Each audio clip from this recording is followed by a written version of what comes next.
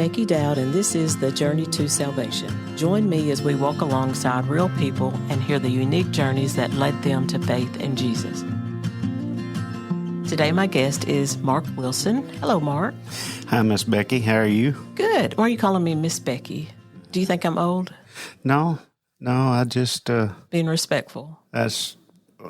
If my dad was standing here and I didn't say that, I'd probably get popped. So that's okay. You can say that if that makes you more comfortable. But I'll be getting you back somehow Sunday morning at church. Anyway, so Marc, I just heard a little bit of your story last Sunday. You shared just a little bit during our service, and I was just interested to hear more about your life growing up and then past that. So can you just share a little bit how it was growing up? Yes. I was born in 1971. My parents were 15 and 18. Oh. And my mom was 15. So my mom and I always joked that we were growing up together. Mm-hmm. We lived, when I come home from the hospital, we lived at Penrose. And I went to McCroy Kindergarten and half of first grade. And then we moved to Fair Oaks. And then I started Wynn School. I didn't have a bad childhood. I had,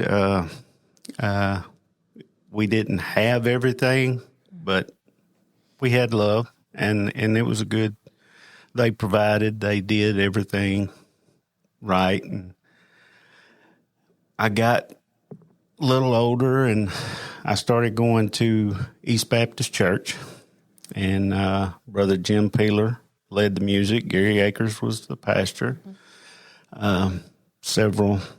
Several people that I see here used to go there.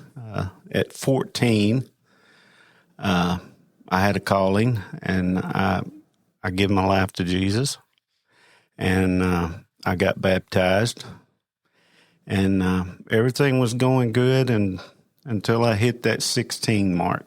And then when I got a vehicle and got out of sight, things got out of control. And like a lot of people, I started drinking and running around, and I could hear God knocking on my heart, and it was loud, and I started ignoring it. And I got a job that summer away from my dad. I had grown up working summers with him, building grain bins, and I got chemical poisoning from loading aircraft, and I spent about a week in the hospital. And so I went back to church for a little while. Then I got away again, and that very next summer, I was actually south of town at Mr. Eldon Waddell's and was unloading a semi-truck and laid a steel rod across 3 highline wires, and got a pretty good jolt. Oh, wow. And what is so amazing about that is we go to work every day building, and we have wrenches, certain wrenches that we carry. That morning, for some reason, when I got ready for work, I grabbed all the wrenches that I normally put in my back pocket, and I put them in my front pocket, and I swiped off all the change, and I said, I'm just going to get rid of this stuff today. When I laid that across the highline wires, it come out where the wrenches and the chains were in my pockets and blowed holes that you could put golf balls in. Oh, wow. So I spent about 10 days in the hospital, and they would scrub it twice a day to keep it from healing over so it would heal from the inside out. So you were burned from where it came out your body. Very bad. And they said had I not had that in my pocket, it would either blow the bottom of my feet out or the top of my head. Oh, so it was 18,000 something volts through that. Did that knock you unconscious or anything? Well, it when I first started feeling it, I couldn't feel the electricity. It didn't hurt.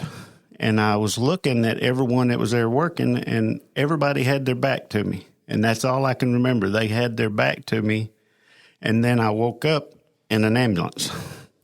So that's good that you didn't have that pain or memory of that happening. Right. And you know, after being saved and not doing the things, I knew that was Jesus' way, trying to get my attention again, and it worked for a while. How old were you then? 16? 16. And burnt my hands bad. I had my hands in bandages and my legs, and so kind of fast forward, went through and graduated high school. By that time, I had built quite a reputation: alcohol, pot, parties, and I just thought that I had to be in the center of everything. And so 6 months after graduation, I was coming back from Memphis from a club, which I was too young to be at.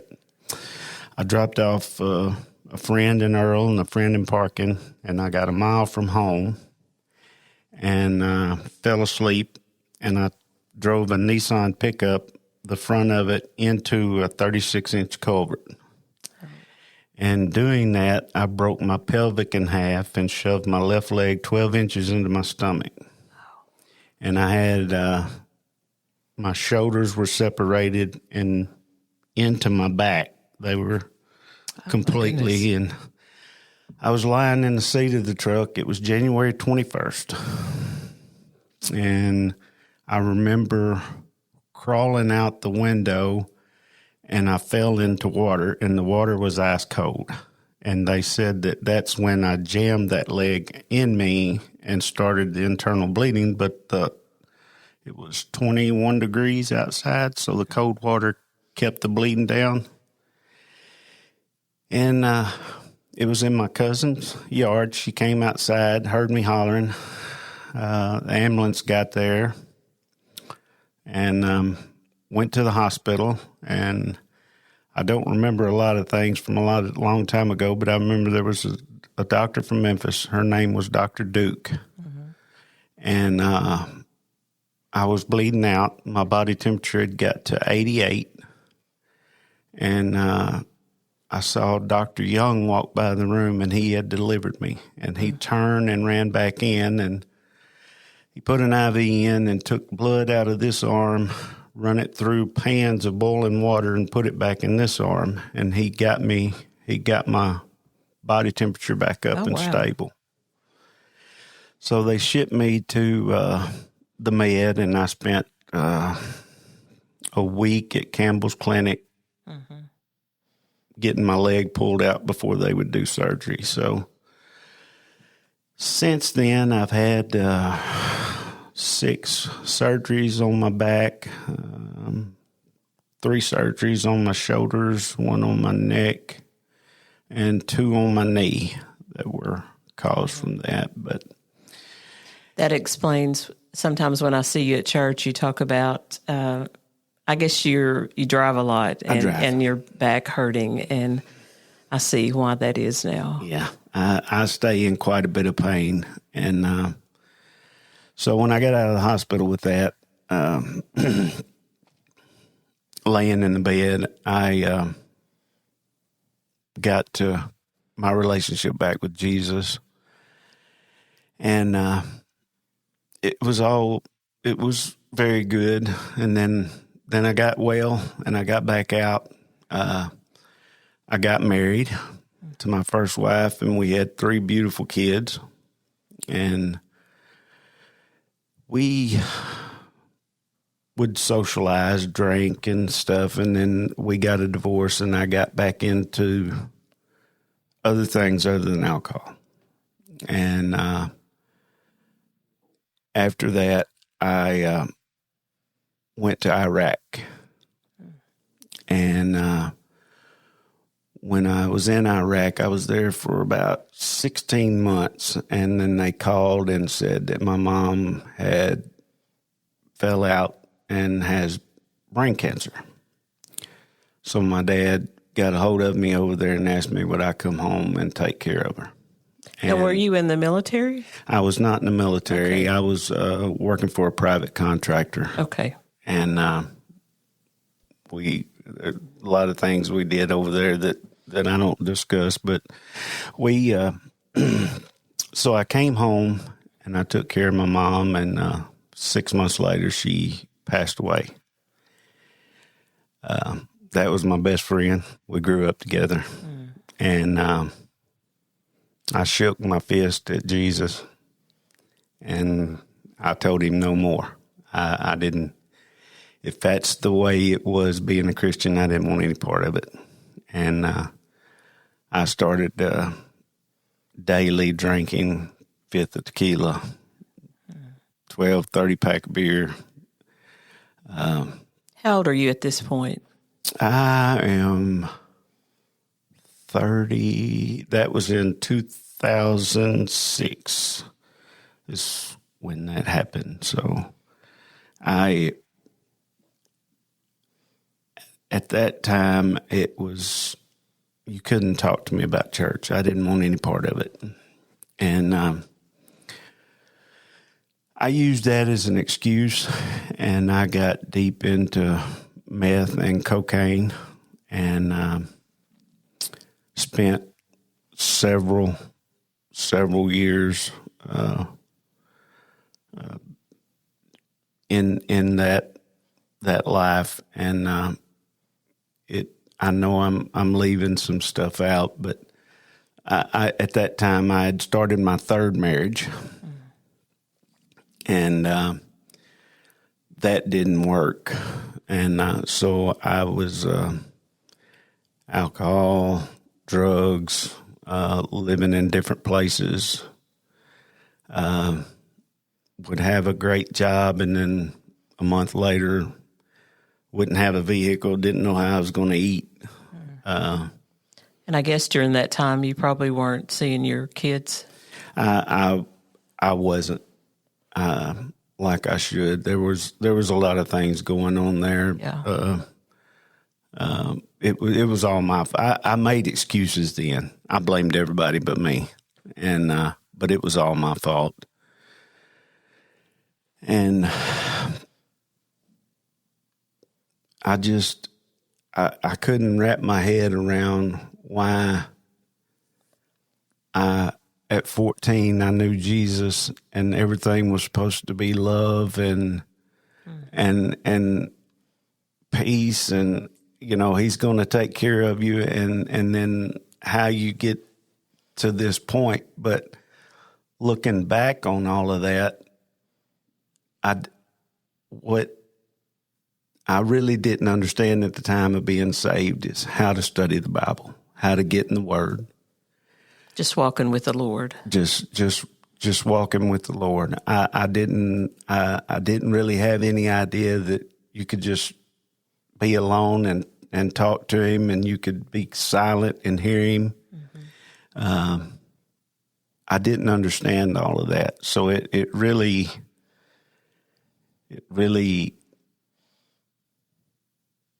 tore me apart on the inside, because at this time where I used to hear him knocking on my heart and I could hear things, I would pray. I would want something to be right so bad, and I couldn't hear anything. It's like it went silent, and as that happened, I just wanted to hate him even more, because everything that I thought he took from me, mm-hmm. and the situations that I thought he got me in, and it just really led me down to a path of Great Depression, mm-hmm. Thoughts of suicide. And I carried that for several years, and I was trying to be a good parent and trying to see my kids. And it seemed like every time I did get to see my kids, it was an argument about he said, she said, and mm-hmm. of course I blamed everything on someone else. And then I realized what I was going through. Even though I was so mad at Jesus, I had to get out of it some way. The drugs and alcohol. Drugs and alcohol and going. And so I was living at Cersei at the time by myself. And I had some visitors of the law come to me and tell me this is what we know, and here's what's going to happen. And so I just completely dropped that. I got away from the drugs. I went to Jonesboro. I stayed with my sister, Keena. She's 5 years younger than me, and I stayed at her house. I threw my phone away. I didn't want any more, but the alcohol was still there. And then that led me into my wife now, Tanya. We had actually went to school together from the first grade on, and when I got electrocuted and couldn't write, she was in the classes with me and was doing my writing and taking notes and stuff. So we had known each other for a very long time. And so we started dating, and I kept the drinking, but I quit the drugs. I at this time, I'm still mad at God, but I really thought since I quit the drugs, I was beating my chest. I was so proud. I didn't once get in trouble with the law. I didn't have to go to a rehab. I didn't have to do those things that I thought. So now the pride started building. Do you think you had a dependency on the alcohol, or did you just choose to keep doing it? I had a dependency. My wife tells me now, she said, there's no middle ground with you. You're either all or none. And that's the way I treated alcohol. If I bought a bottle to have a drink, I drank the whole bottle.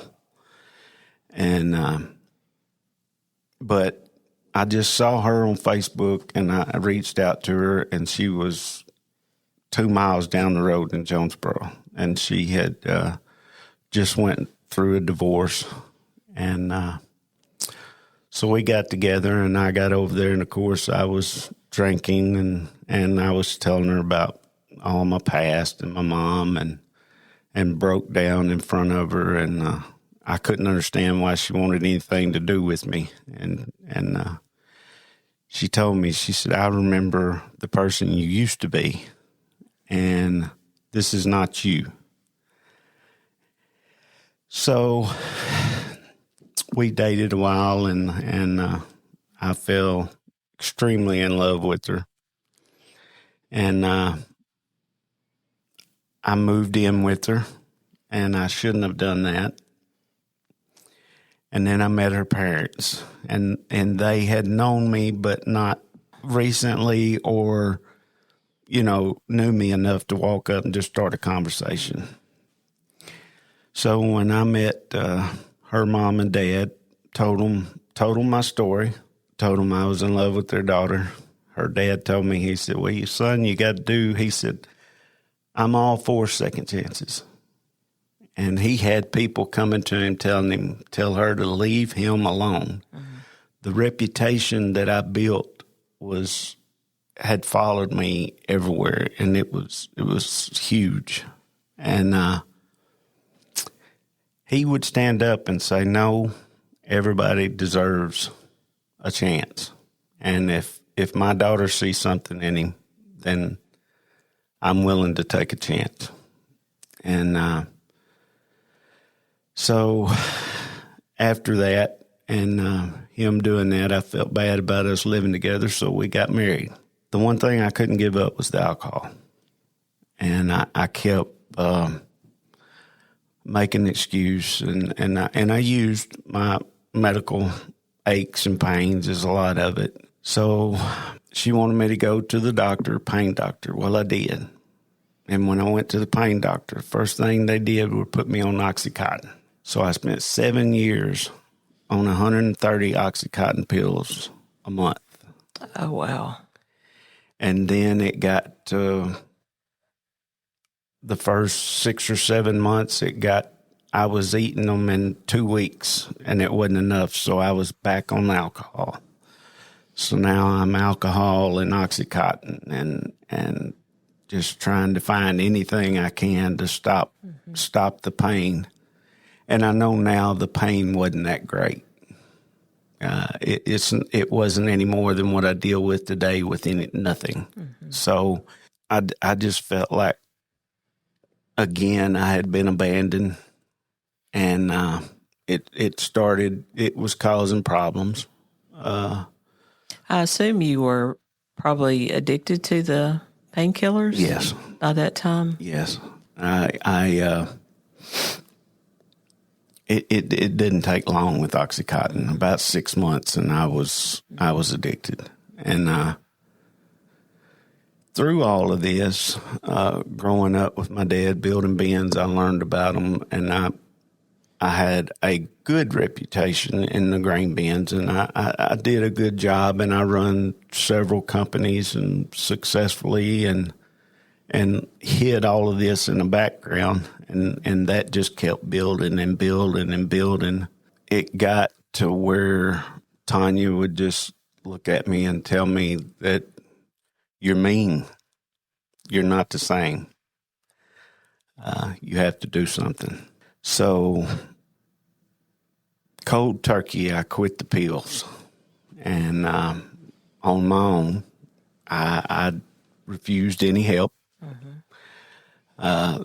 So I got off of the pills. I had a rough month or two, but I had the alcohol. I could stop the pain. I could stop the meanness, and so she stayed with me, and her parents backed me, and of course my dad did. He'd help me all he could, but he was pretty, you know what you need to do. I shouldn't have to tell you, and you're going to make your own bed. You're going to have to lie in it. That's about the way it was. So it went on for several more years, and I started feeling better and doing things, and I could control the drinking a little more. And I got in the business I was in. I got to a place where I always chased the dollar, and I was making very good money. Mm-hmm. And I really thought I had it all. I was working, I was making money, I was controlling the alcohol. Have a great wife, but I still didn't have that relationship. I was still mad. Mm-hmm. And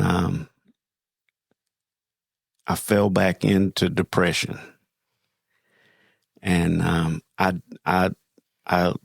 did not turn back to drugs, but the alcohol got more and more and more. And I really didn't know. I didn't know what to do. And the place I was in, my business, I had to travel a lot. So I would, to avoid any fighting at home, I would leave and travel, and I might get to a hotel and not leave the hotel for 3 days, and just sit and drink and pity myself and wonder, think about all the things I'd been through, and the disappointment I was to everyone, and the disappointment to my kids. And that was really, really hard for me to deal with. And at several years later, her dad got sick, and we had to move to Wynn. And he had Alzheimer's, and he passed away, and she was going through depression. I was still in depression and living on the road, and that monster of the alcohol came back. And more than ever, I could pray, but I couldn't feel anything. I tried to deal with everything myself, and as we all know, we're not big enough to do that. So it was a couple years ago. I was actually, my sister and Kurt are around the same age, and I knew Kirk's name, and I think everybody knows Kirk. Mm-hmm. For some reason, where I live, Coach Shempert was there and was telling him that I was cutting trees, and I looked up and I knew who Kirk was. I seen him, but he and I didn't have a relationship. Mm-hmm. And I saw him walking across my backyard with another guy, Luke, and I knew him, but I never talked to him. When I saw him coming, something that I can't explain. He had I could see it like it was yesterday. He had a big smile on his face, and I knew the reputation, and I knew Jesus was doing things in him. Mm-hmm. And I come out my back door and walked up to him, and I just started bawling. Oh, wow. And I told him, I said, "You got to help me. I can't." He said, "Oh, what's?" And I said, I'm drinking constant. I'm in a bad place. Everything from the past kind of fell on me. I felt like you see these medieval movies, all this armor. That's what I felt like. I felt like I was running, but I could barely run, and it was just. And I just looked at him. And I told him, I said, "Man, I'm tired. I'm just, my mind's tired. My body's tired." He got down, and he prayed there with me. Something changed. I felt Jesus for the first time in years. And we had been looking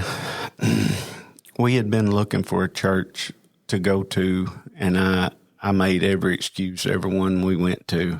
But after that day, he invited me here to the bridge, and it was hard to try to admit a lot of those things because I kept them.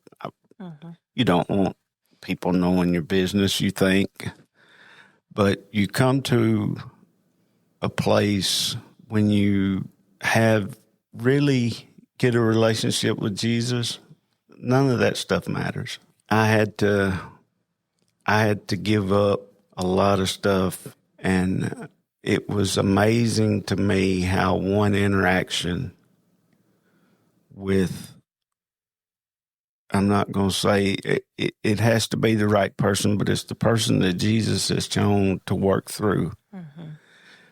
It could have been someone else, but that day it was Kirk, and I felt like that I was once again hearing Jesus. Were you able to stop the alcohol after that interaction with Kirk? Real short after that, I just had to break down, and I could see. And I say this to people now, some people that I talk to at work that drink and stuff, the alcohol is not the sin. For me, what I felt was if I had one drink, I had to have another and another and another. And then I realized the sin is what the alcohol was doing to me. That's when a lot of the scriptures that I heard as a child growing up, guard your mind and guard your heart. When you, some people can have a drink, and that's fine. I'm not saying that it's wrong. I can't. And so, yes, I was able to get control of that, and it's no longer a problem. Since that day, my relationship with my kids and everything has grown, and we're still working on that. They're of course grown now, and I have grandbabies, and They have their own life, and I still travel on the road. I drove in today from Kansas, so it's hard staying gone all the time and having to work on something like that. But every day gets easier. I'm not proud of everything that I did. Where I am today and where I was 2 years ago or 20 years ago, I know Jesus did not abandon me. He was there the whole time, but he let me take that path. And because of that path that I took, today I can tell people that's not the path that you want. Uh-huh. He has really done a work in me that I can't say. Right. It just keeps growing every day. Every day is a new challenge and a new mercy. A new problem comes up, but then there's two mercies that you thank Jesus for, and that problem's not near as big as what I would make it. The worry, the guilt. I had to shed all of that to let him grow in me. Mm-hmm. And that's where I am now in my journey. What would you say to yourself right after your mom died and you were blaming Jesus for that? How would you speak to yourself now based on where you are today? Boy, there's so many things I could say. I was sad that she was gone, and I was mad because he took her, but I would tell myself now, she is in a lot better place than you are. Mm-hmm. And I know she was saved. The way I view death now is knowing someone is saved. That should be pretty good reason to rejoice for them. They're not here having to deal with everything, right, everyday things that we have to try to fight through, but Jesus can overcome anything. And we kind of have to see death, I feel like, through God's perspective of that. You know, we're hurt because that person's taken away, but if they're a believer, they're at home. Yeah, I just went to, Kirk talked me into it, and I have my Homesick for Heaven shirt on today. Last Friday, Tanya and I went to the concert, and being there is so much different than on the radio. I thought of my mom when that song come on, and I also Who sings that song? Phil Wickham. Okay. And I have really tried to understand, and as I was saying Sunday, I have a different way of studying, because I have to know what every word means before I can say it, and people tell me I have ADHD, but I'm pretty sure I do. But that's beside the point. But just understanding what grace is, and understanding that free will and how we make our own decisions, but that relationship with Jesus has to be strong. And the only way, like I told you, I'm no halfway, I'm all or nothing. My mind has to stay on Jesus 24/7. I can't view TV like I used to. I can't listen to songs that I used to listen to, because I feel like I'm weak in a way that I let those things in my mind, and it makes my mind wander. So that's what I was talking about, remembering back Jesus saying, guard your mind. Yeah. And your heart. Because those things become a distraction and come between us and our relationship with the Lord. They do. You know? And so we do have to every day make those choices on what we listen to, what we say, what we view, because all of that affects our heart. It affects our hearts, and it affects the way. I used to be the kind that I had to be in control. If I wasn't in control, I just didn't have interest in the situation. Now that Jesus is in control, the weight's been lifted, but I have to guard myself from those things. Mark, that reminds me of the verse, Proverbs 4:23. Above all else, guard your heart, for everything you do flows from it. So true. The heart is the door to your life. When you close that door to Jesus and don't let him in, the knock becomes faint, the heart becomes hard, and you're just inviting Satan to come on and do what you want to do. And it's I look back now and it's so shameful that I went through those things, even though I knew that beforehand. But that's what we are in the flesh. We're weak. Mm-hmm. And I used to feel like people would look down on me because of that, and I don't anymore, because I know we all have the same problems. Not maybe exactly the same thing, but we all have the same problems. And listening to Billy Graham one time, he got up and he said, I'm an adulterer, I have stolen, I have murdered. If you commit one, you've committed them all. Mm-hmm. It just takes one. So I don't look at the 10 Commandments anymore as 10 Commandments. I look at it as 10 verses of one commandment. Mm-hmm. And we can't live by all of them. Mm-hmm. It's like I said Sunday, we want to be sinless, but we never will be here. Mm-hmm. But we should want to sin less. Mm-hmm. And that's where I am in my journey. I want to guard everything and be the best usage for Jesus to use me to help someone else.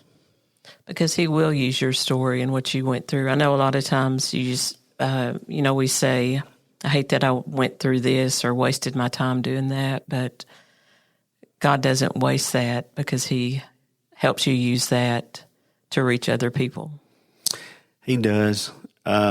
He used Kirk that day to get me here, and Jesus works in this building. He works through a lot of people. It's like no other place I've ever been, and it brings Jesus out in me more than I ever thought it could.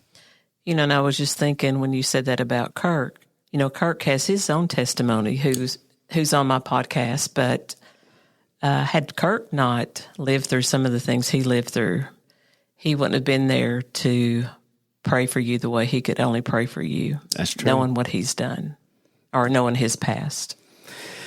That is very true. I'm just so thankful for what Jesus did through him. I know now on his own, Kirk couldn't have done that for me, but what he went through and what Jesus is doing through him, it opened my eyes. Yeah. It's growing me as a Christian, and my story's not over because I have so many things that I want to do now. I want to go on a mission trip.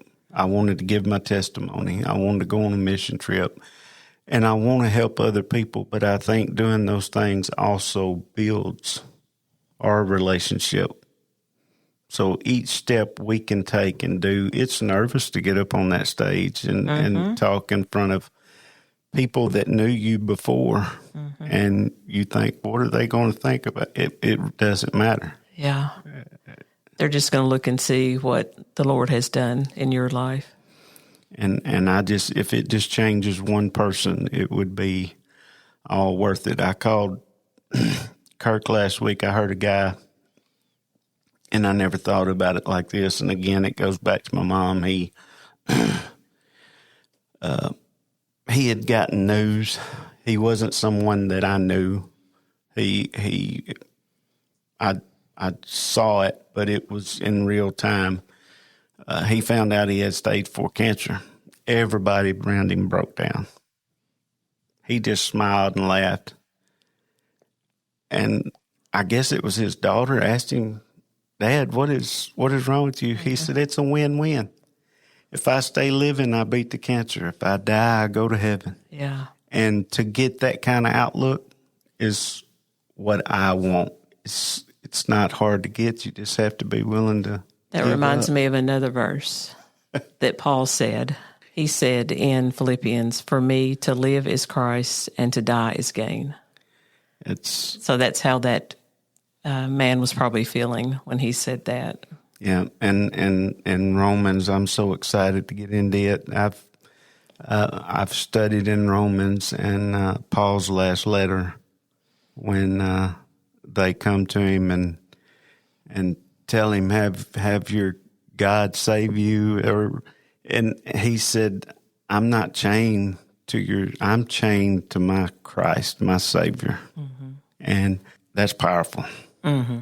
Was he in prison at He the was time? in prison, and it was his last letter, and he knew he was going to die. He had saved people in Caesar's house. He had led them to Christ, and they were coming, and he said, these are not your chains. I'm chained to Jesus Christ. And that sticks out in my mind.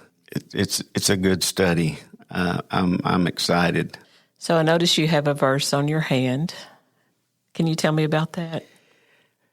It's Matthew 11:26, and when I'm on the road, as much as I am, I say alone, it's me and Jesus, but I get out of I'm away from my church family, I'm away from my wife. I start feeling pressure from my work and the world to do this, do that, and just about every day when I'm on the road, I write, come to me, all of you who are weary and burdened, and I will give you rest. And I find peace when I can see that, and I say it over and over to myself, and it's just like a calm comes over me, and I can just. There's freedom in that verse, isn't it? It's a lot of freedom. Yeah. To imagine that he can, the things that he can do, and that also reminds me that how important reading God's Word is. We can hear other people read it, but when you read it yourself, you pick up on different things, and that's what I've had to learn because I listen to a lot of different sermons on the road, and I learn something from each one, but when you open the Bible and read it for yourself, it's a whole different light. Mark, thank you for sharing your story with us today. You're very welcome. It's been a pleasure. I hope someone can get something out of it that will help them in their journey and let Jesus come into their life. Thank you for joining us today. New episodes release every Wednesday, so be sure to subscribe and get notified when a new episode is available. You can listen on the Journey to Salvation website, Apple Podcasts, Spotify, and wherever you get your podcasts. So, where are you on your journey to salvation?